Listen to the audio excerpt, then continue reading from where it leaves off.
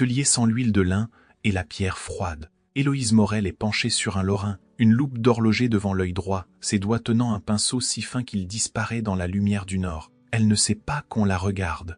Raphaël Dauvray se tient dans l'embrasure depuis 4 minutes et à côté de lui, Théodore Valmont tient un chevalet portatif et une boîte de couleurs. « Peignez-la telle qu'elle est », dit le duc d'une voix qui essaie de retenir quelque chose qu'il ne peut pas nommer autrement. Valmont regarde la femme, regarde le duc, regarde la distance entre les deux, 5 mètres de parquet ciré et quelque chose d'autre qui ne se mesure pas. « Vous êtes amoureux, milord », murmure-t-il. Héloïse lève la tête et comprend ce qui vient d'être commandé, et ce qu'elle pense n'est pas « il me regarde », mais « il regarde comme on regarde un tableau, en admirant sans demander si ce qu'on voit est vrai. » La lumière du Nord ne ment jamais. C'est ce que disait Jean-Baptiste Morel à sa fille quand elle avait 10 ans et qu'il lui apprenait à distinguer un glacis d'un repentir. C'est la lumière qui entre maintenant par les hautes fenêtres du grand atelier de l'hôtel Auvray, et c'est sous cette lumière qu'Héloïse Morel restaure un lorrain depuis 3 semaines. Elle ne lève pas les yeux vers les 2 hommes dans l'embrasure. Elle continue son travail. Un pinceau fin comme un cheveu, un mouvement qui ressemble à une caresse. Sous ses ongles, du bleu outre-mer, Raphaël Dauvray, duc et héritier de la collection, observe cette femme depuis le mois d'octobre. Il ne sait pas comment nommer ce qu'il ressent. Ce n'est pas de l'admiration au sens où il admire un poussin ou un watteau. C'est quelque chose de plus troublant. La façon dont elle touche les tableaux, la concentration absolue, les mains qui semblent lire la surface comme on lit une partition. Il a grandi entouré d'œuvres d'art. Il a appris à les aimer avec l'intensité d'un homme qui confond posséder avec comprendre. Mais cette femme ne possède rien. Elle voit. Théodore Valmont pose son chevalet contre le mur. Il a compris ce qu'on lui demande. Pas un portrait de commande ordinaire, un prétexte. Une façon de garder cette femme proche, de la regarder sans avoir à expliquer pourquoi. Valmont a peint des duchesses, des courtisanes, des épouses de financiers. Il reconnaît un homme fasciné quand il en voit un. « Monsieur le duc, dit Héloïse sans se retourner, si vous souhaitez me parler, approchez. Je n'aime pas être observé comme un objet de curiosité. » Sa voix est calme, professionnelle, mais il y a quelque chose dans le ton qui dit « Je sais exactement ce que vous faites. » Raphaël entre dans l'atelier. Valmont Lusut. Héloïse pose son pinceau et se redresse. Elle a 26 ans, des cheveux bruns tirés en chignon serré, une robe de travail grise tachée de pigments, aucun bijou, aucune coquetterie. Et pourtant, quand elle se tourne vers eux, Raphaël sent quelque chose se déplacer dans sa poitrine. « Mademoiselle Morel, dit-il, je vous présente Théodore Valmont. Il est peintre. Je lui ai demandé de faire votre portrait. » Elle le regarde sans ciller. Pourquoi? La question est directe, presque brutale. Parce que, il cherche ses mots, parce que je souhaite conserver une trace de votre travail ici. Vous avez un appareil photographique. Cela suffirait. Valmont sourit malgré lui. Cette femme ne se laisse pas flatter. Un portrait n'est pas une photographie, dit Raphaël. Il capture ce qu'une plaque ne peut pas saisir. Et qu'est-ce qu'une plaque ne peut pas saisir, monsieur le duc? Le silence qui suit est chargé. Raphaël ne sait pas comment répondre. Parce que la vérité qu'il ne peut pas dire, c'est qu'il veut la voir posée immobile, regardant vers lui, au lieu de regarder les tableaux. Il veut être celui qu'elle regarde. Héloïse comprend. Elle voit la fascination dans ses yeux. Elle voit aussi ce qu'il ne voit pas, la confusion entre admiration et compréhension. Cet homme regarde comme son père regardait, par les yeux, pas par les mains. Très bien, dit-elle, je poserai, mais seulement après mon travail quotidien, et seulement si cela ne retarde pas la catalogation. Naturellement, elle se tourne vers Valmont. Vous êtes formé à quelle école? L'Académie. Alors vous savez peindre ce qu'on vous dit de peindre. Valmont rit. J'essaie de peindre ce que je vois. Ce n'est pas la même chose. Elle retourne au lorrain. La conversation est terminée. Raphaël reste immobile. Il vient d'être congédié avec une politesse qui ressemble à un coup de couteau. Valmont ramasse son chevalet. Elle a raison, murmure-t-il en sortant. Peindre ce qu'on voit et peindre ce qu'on nous dit de voir, ce n'est pas la même chose. Raphaël Lusut. Mais avant de franchir la porte, il se retourne. Héloïse est de nouveau penchée sur le tableau. Ses mains bougent avec une précision de chirurgien. Et il pense, je ne sais pas ce qu'elle cherche. Mais elle cherche quelque chose. Ce qu'il ne sait pas, ce qu'il ne peut pas savoir, c'est que dans la chambre qu'Héloïse occupe au dernier étage de l'hôtel, sous son lit, il y a un quaderno relié en cuir noir, un carnet rempli de notes en écriture serrée, des analyses de pigments, des comparaisons de factures, des conclusions accablantes, l'écriture de Jean-Baptiste Morel, son père, Le restaurateur qui a travaillé 7 ans pour les Auvrais avant de mourir dans la pauvreté. Les poumons détruits par les solvants. Unhyver Sans Carbon. Sans paiement pour les 3 dernières années de travail. Héloïse a trouvé ce carnet après sa mort. Elle l'a lu. Elle a compris ce que son père avait découvert. Et elle a accepté ce contrat, cataloguer la collection Auvrais pour une seule raison. Vérifier ce que son père soupçonnait. Confirmer ce qu'il avait documenté. Découvrir si la collection qu'il a tuée mérite la réputation qu'elle porte. Et maintenant, le duc veut son portrait. Peignez-la telle qu'elle est. Comme si elle était un objet à capturer. Comme si la vérité d'une personne pouvait se saisir en la regardant. Elle pose sa loupe. Elle ferme les yeux. Sous ses doigts, la surface du Lorrain est régulière, ancienne, authentique. Celui-ci est vrai, mais 3 salles plus loin, accroché dans la galerie principale, il y a un poussin qui ne l'est pas. Et la femme que le duc veut peindre est la seule personne dans cette maison qui le sait. La première séance de pause a lieu 4 jours plus tard. Valmont installe son chevalet près de la fenêtre. Héloïse s'assoit sur un tabouret, les mains posées sur les genoux. Elle porte la même robe grise. Raphaël est assis dans un fauteuil près de la porte. I.L. observe. Il ne parle pas, mais sa présence remplit la pièce. Regardez vers la lumière, dit Valmont. Héloïse obéit. Son visage se tourne vers la fenêtre. Le profil est net. Les traits sont simples, pas de beauté spectaculaire, mais quelque chose d'autre, une intensité, une précision. Non, dit Raphaël soudainement. Valmont lève les yeux. Monsieur le duc, peignez-la comme elle travaille. Peignez ses mains. Héloïse se tourne vers lui. Mes mains, oui, c'est ce qui compte, ce qu'elles font.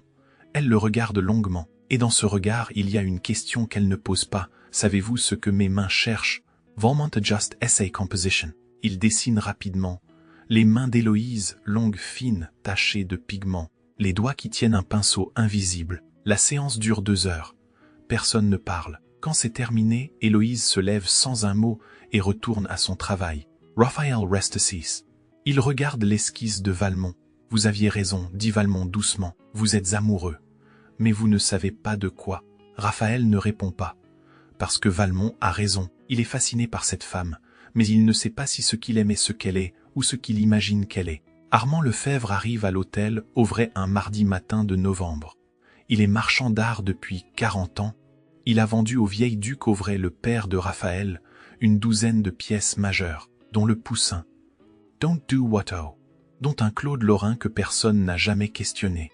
Il entre dans la galerie avec l'assurance d'un homme qui connaît ses murs mieux que leur propriétaire. Raphaël le reçoit avec courtoisie. Il parle de la collection, de la catalogation en cours, de l'héritage. Et cette jeune femme demande Lefebvre. Mademoiselle Morel, elle est restauratrice. Je sais, mais qui l'a formée? Son père, Jean-Baptiste Morel. Le nom produit un effet immédiat. Lefebvre ne scie pas, mais quelque chose se durcit dans son regard. Jean-Baptiste Morel.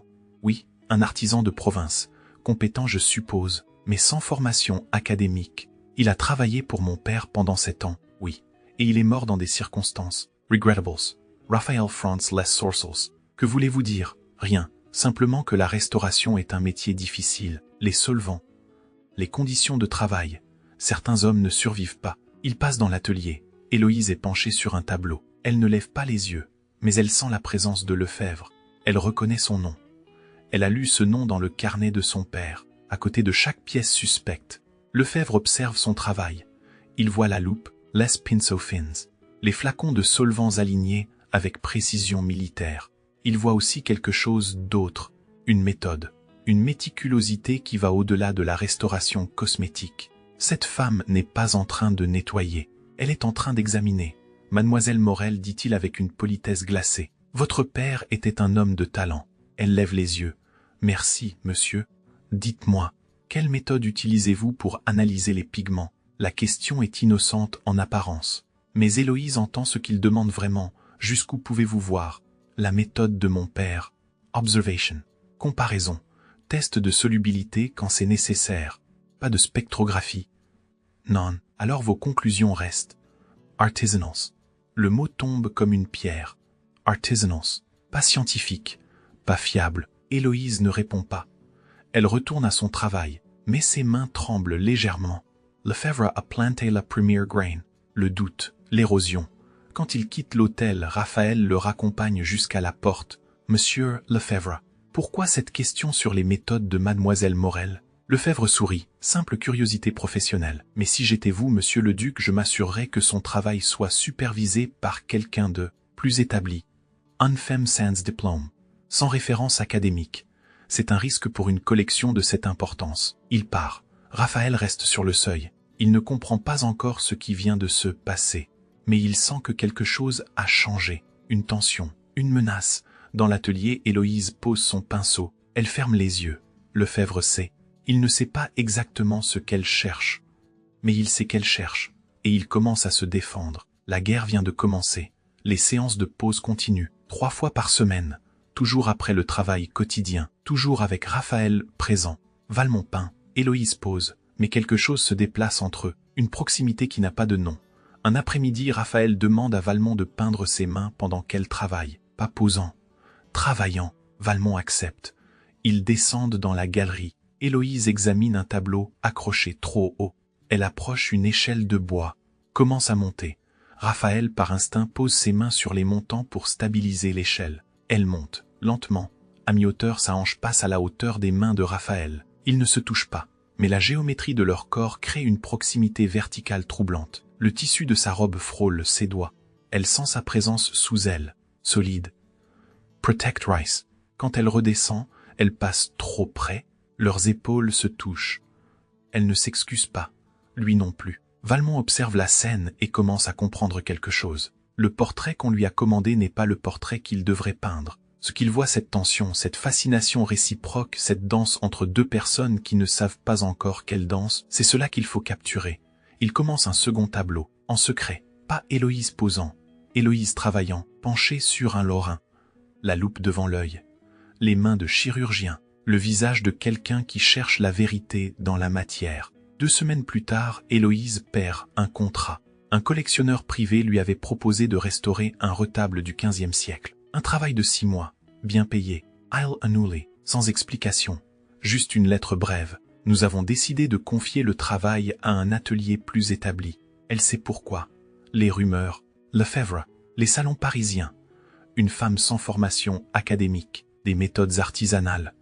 La fille d'un restaurateur de province. Tout ce qu'il dit est techniquement vrai. Elle n'a pas de diplôme. Elle n'a pas étudié à l'académie. Elle a appris de son père, dans un atelier froid, avec des outils usés. Mais elle a l'œil, et l'œil ne se diplôme pas. Raphaël entend les rumeurs, pas directement, mais par fragments. Un commentaire dans un salon, une question d'un ami collectionneur. Mademoiselle Morel, est-ce qu'elle a les qualifications nécessaires? Il ne comprend pas ce qui se joue. Il voit seulement qu'il y a une tension croissante, que le nom d'Héloïse est murmuré avec un scepticisme qu'il ne sait pas comment combattre. Il ne dit rien, pas encore, parce qu'il ne sait pas quoi dire, parce qu'il ne comprend pas ce qui est en jeu. Mais une chose change. Il commence à la regarder différemment, pas comme un objet de fascination, comme une personne en danger. Un soir après une séance de pause, Héloïse lui demande de la suivre. Ils descendent dans la galerie. Elle s'arrête devant un lorrain. Pas celui qu'elle restaure, un autre, accroché depuis toujours. Monsieur le Duc, savez-vous comment on distingue un vrai lorrain d'un faux? Il la regarde surpris, par le style, la lumière, la composition. Non, par la matière. Elle sort une loupe de sa poche, la tend vers lui. Regardez, là. Les craquelures. Il prend la loupe, c'est penché. Voit le réseau fin de fissures dans la peinture. Elles suivent le grain du bois, dit-elle. Elles sont régulières, anciennes, impossibles à reproduire. Un faussaire peut imiter le style, mais il ne peut pas imiter 3 siècles de temps. Elle retire la loupe de ses mains. Leurs doigts se touchent brièvement. Vous aimez ces tableaux, dit-elle doucement. Mais les aimez-vous pour ce qu'ils sont ou pour ce que vous croyez qu'ils sont? La question le frappe comme un coup, parce qu'il ne sait pas comment répondre. Elle s'éloigne, le laisse seul devant le lorrain. Et pour la première fois, Raphaël regarde un tableau de sa collection et se demande « Est-ce que je sais ce que je possède ?» 3e semaine de novembre. Héloïse entre dans la galerie principale à l'aube. Elle porte une mallette contenant les outils de son père, des flacons de solvant, des pinceaux, des échantillons de pigments. Et le carnet de Jean-Baptiste Morel. Elle s'arrête devant le Poussin, un paysage avec figure, acquis il y a 15 ans, vendu par Lefebvre, authentifié par 2 experts, accroché dans la place d'honneur.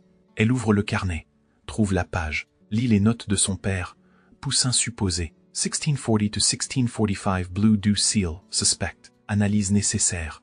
Elle monte sur un tabouret, approche sa loupe. Examine Lucille. Le bleu profond. Le bleu qui devrait être de l'outre-mer naturel, ou de l'azurite, ou du smalt. Elle prend un coton-tige, le trempe dans un solvant doux, touche un coin discret du tableau. Le coton se teinte de bleu. Elle approche le coton de la lumière, le compare aux échantillons de son père, et son cœur s'arrête. Bleu de Prusse, un pigment qui n'a été synthétisé qu'en 1704. 60 ans après la mort de Poussin. Ce tableau est un faux. Elle recule d'un pas, comme devant un corps malade. Sa respiration s'accélère, ses mains tremblent. Elle prend des notes rapides. T, heure. Observation. Conclusion. Elle ne pleure pas. Elle ne crie pas. Elle travaille. Parce que c'est ce qu'on fait quand on découvre qu'une vérité longtemps soupçonnée devient une certitude documentée. Raphaël entre dans la galerie. Il ne sait pas pourquoi il est descendu. Peut-être parce qu'il ne dormait pas. Peut-être parce qu'il a senti quelque chose. Il la voit devant le Poussin. Il voit son visage. Il voit la distance soudaine dans ses yeux. La femme qui caressait les tableaux avec l'intimité d'une amante vient de les traiter avec la froideur d'un médecin. Héloïse. Elle sursaute, referme le carnet, se retourne. Monsieur Leduc, que faites-vous? Jay. Vérifie un détail. Quel détail? Technique. Rien de grave. C'est la première fois qu'elle lui ment, et il le sent. Il ne sait pas ce qu'elle cache, mais il sent que quelque chose a changé. La confiance entre eux, cette chose fragile qui se construisait séance après séance, vient de se fissurer. Héloïse, dites-moi, ce n'est rien, vraiment. Elle descend du tabouret, ramasse sa mallette, passe devant lui sans le regarder. Il reste seul devant le Poussin. Et pour la première fois, il a peur. 2 jours plus tard, Raphaël descend dans la chambre de restauration au sous-sol. C'est une pièce qu'il n'a jamais visitée. Une pièce où son père n'allait jamais. L'endroit où les restaurateurs travaillent. Loin des regards, loin de la lumière. Il frappe, pas de réponse. Il entre. Héloïse est assise à une table couverte de carnets. Le carnet de son père, d'autres carnets, des feuilles volantes, des échantillons de pigments, des photographies de tableaux. Elle lève les yeux.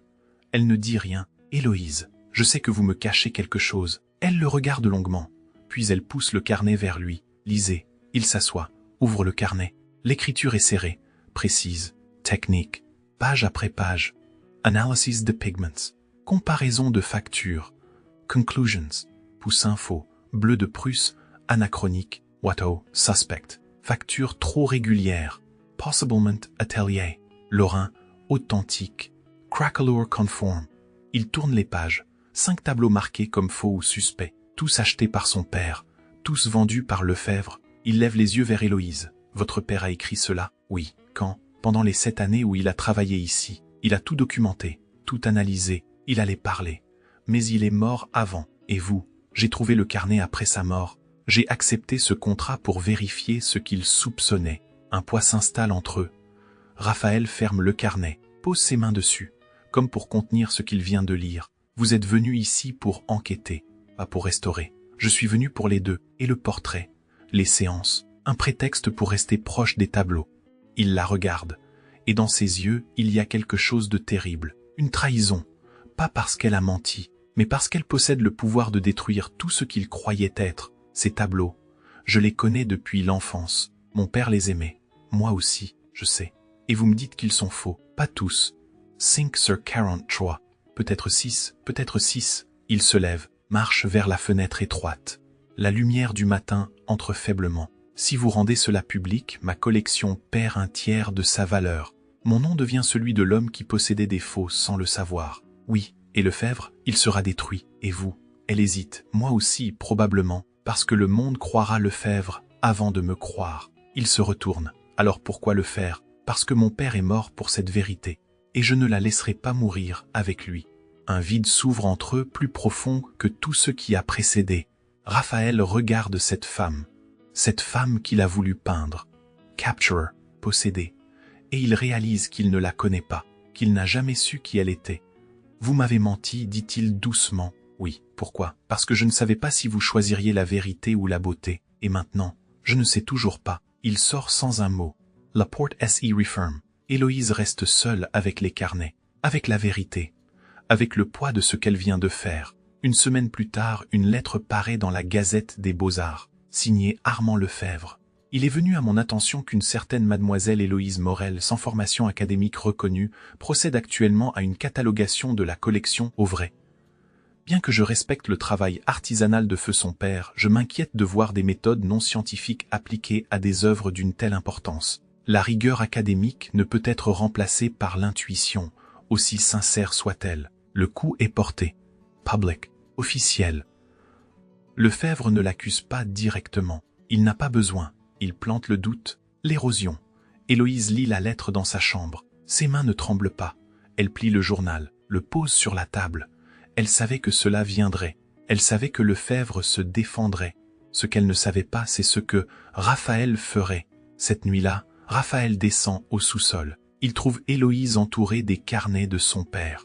Elle ne lève pas les yeux quand il entre. Elle continue à écrire. Des notes, des comparaisons.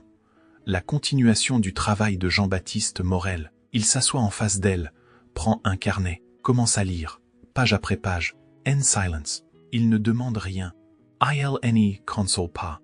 Il lit simplement l'œuvre de vie d'un homme mort, documentée avec une précision qui ne laisse aucun doute. Héloïse lève les yeux, le regarde, et une douleur nouvelle traverse sa poitrine, parce que c'est la première fois qu'un homme avec pouvoir et non prend au sérieux le travail de son père. Votre père voyait ce que personne d'autre ne voyait, dit Raphaël sans lever les yeux du carnet. Oui, et on l'a laissé mourir. Oui, il ferme le carnet, la regarde. Je ne peux pas réparer cela, mais je peux faire en sorte que son nom soit connu.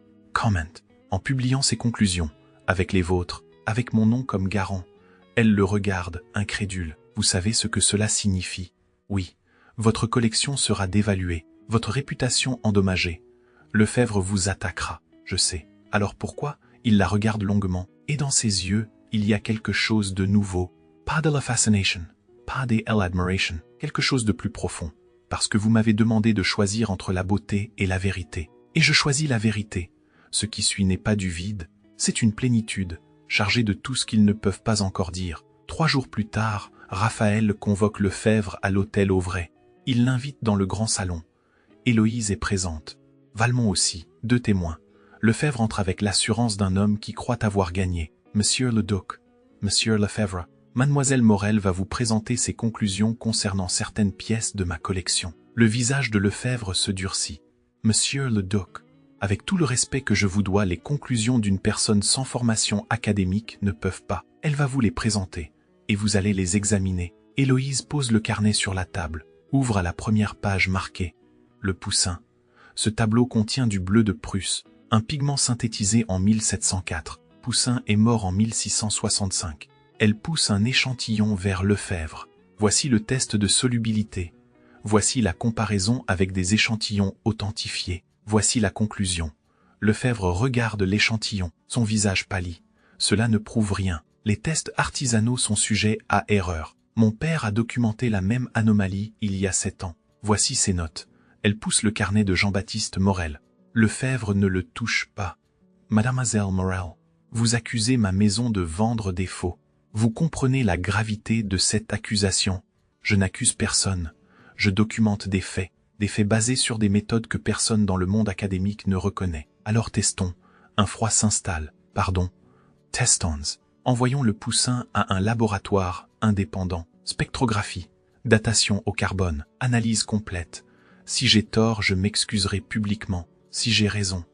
Elle le regarde dans les yeux. Vous expliquerez comment vous avez vendu un faux à l'un des plus grands collectionneurs de France. Lefebvre S.I. tourne vers Raphaël. Monsieur le Duc, cette femme vous manipule. Elle cherche à se faire un nom en détruisant le mien. Non, dit Raphaël calmement. Elle cherche à honorer le travail de son père, et je vais l'aider. Vous faites une erreur, peut-être, mais c'est mon erreur à faire. Lefebvre S.I. lève. Son visage est blanc de rage, contenu. Vous regretterez ceci. Il sort. La porte claque. Une lourdeur s'installe. Héloïse reste immobile. Ses mains tremblent légèrement. Raphaël s'approche, pose sa main sur la sienne. Pas un geste romantique, un geste de solidarité. Vous avez été magnifique, dit-il doucement. J'ai été terrifié. Cela ne s'est pas vu. Elle lève les yeux vers lui. Et pour la première fois, elle le regarde non pas avec méfiance, mais avec quelque chose qui ressemble à de la confiance. Le laboratoire confirme les conclusions d'Héloïse 6 semaines plus tard. Le Poussin contient du bleu de Prusse. Le tableau date du XVIIIe siècle. C'est un faux, bien exécuté. Mais un faux, les deux Watteau sont également suspects. L'un est probablement un travail d'atelier. L'autre est une copie du XIXe siècle. Sur 43 tableaux, 5 sont des faux ou des attributions erronées. Raphaël publie les résultats, avec le nom d'Héloïse comme experte principale, avec les notes de Jean-Baptiste Morel comme source documentaire, avec son propre nom comme garant. Le scandale éclate, pas contre Héloïse, contre Lefebvre, contre les experts qui ont authentifié les tableaux, contre le système qui permet à des faux de circuler pendant des décennies sans être questionnés. Lefebvre NIE, puis attaque, puis face aux preuves se retire. Sa réputation est détruite, sa carrière terminée. Héloïse ne ressent aucune joie, seulement un soulagement épuisé. La vérité est sortie, son père est vengé, mais le prix est lourd. Un soir de janvier, Raphaël demande à Héloïse de le rejoindre dans la galerie. Il fait presque nuit. Les lampes à gaz projettent des ombres douces sur les murs. Il marche entre les tableaux, lentement. In silence. Héloïse s'arrête devant le Poussin. L'espace où il était accroché est vide maintenant. Un rectangle plus clair sur le mur. Une cicatrice honnête. Ce mur me manque, dit Raphaël doucement, pas le tableau. Le mensonge que le tableau représentait. La certitude confortable que tout ce que j'aimais était vrai. Elle le regarde. Et maintenant je sais. Et c'est mieux. Ils continuent leur marche. S'arrêtent devant le Lorrain. Le vrai. Celui qu'elle a restauré. Celui qui les a réunis. Vous m'avez demandé de poser pour un portrait, dit Héloïse. Peignez-la telle qu'elle est. Vous avez dit. Vous vouliez la vérité de mon visage. Elle se tourne vers lui. Maintenant c'est moi qui vous le demande. Regardez votre collection telle qu'elle n'est pas telle que vous voudriez qu'elle soit. Regardez ce qui reste. 37 tableaux. Vrais, honnêtes, beaux parce qu'ils sont vrais. Raphaël regarde Lou Lorraine. Regarde Héloïse. Voit pour la première fois non pas la femme qu'il voulait capturer, mais la femme qui existe. Celle qui travaille, celle qui sait, celle qui peut séparer le faux du vrai avec ses doigts. Valmont, dit-il doucement. Le peintre sort de l'ombre. Il tient un tableau sous le bras. Pas le portrait commandé, un autre, celui qu'il a peint de sa propre initiative. Héloïse penchée sur le Lorrain, loupe à l'œil, main de chirurgien, le visage de quelqu'un qui cherche la vérité dans la matière. Qu'est-ce que c'est, demande Héloïse. Ce que j'ai vraiment vu, dit Valmont, pas la femme qui pose, la femme qui travaille. Raphaël regarde Lou portrait, et il comprend. Il a commandé une image, mais Valmont a capturé une vérité. Je rendrai les résultats publics demain, dit Raphaël, avec votre nom comme experte, avec celui de votre père comme source. Mon nom n'a aucune valeur dans ce monde. Il en aura, parce que je mettrai le mien à côté. Il fait un pas vers elle. Ce n'est pas de la générosité, c'est le minimum. Votre père a travaillé 7 ans dans cette maison et personne n'a mis son nom à côté du sien. Je ne ferai pas la même erreur. Héloïse le regarde, vraiment le regarde, et elle voit ce qu'elle n'avait pas vu avant. Un homme qui apprend. Lentement, avec difficulté, mais qui apprend. Vous commencez à voir, dit-elle doucement. J'apprends. C'est lent, la restauration aussi c'est lent. On ne nettoie pas 2 siècles de vernis en une après-midi. Ils se tiennent devant le Lorrain. Leurs mains se lèvent en même temps vers le tableau. Un geste reflejo. Un geste partagé. Leurs doigts se rencontrent dans l'air avant de toucher la toile. Et le baiser qui suit n'est pas une conquête. C'est une reconnaissance. 2 personnes qui cherchaient la même vérité et se sont trouvées en chemin. 6 mois plus tard, la galerie Auvray a rouvert, 37 tableaux au lieu de 43. Les espaces vides restent vides. Peinture blanche.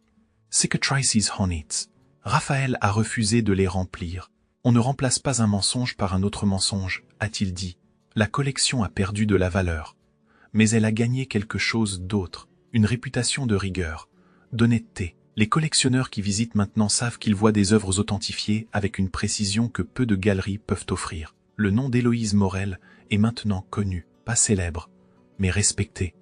Les contrats arrivent. Des musées, des collectionneurs privés, des institutions qui veulent quelqu'un capable de voir ce que d'autres ne voient pas. Dans la chambre de restauration au sous-sol, le carnet de Jean-Baptiste Morel est ouvert sur la table. À côté, un nouveau carnet, en écriture d'Héloïse, la continuation. Page après page, analyses, observations, le travail de son père prolongé. Honoré. La porte entre le sous-sol et la galerie, autrefois fermée à clé, reste ouverte. On entend 2 voix, celle d'Héloïse précise, certaine, celle de Raphaël curieuse, questionnante. Ce vernis, il est trop épais. Oui, appliqué au XIXe siècle. Il faut l'enlever. combien de temps? 3 semaines.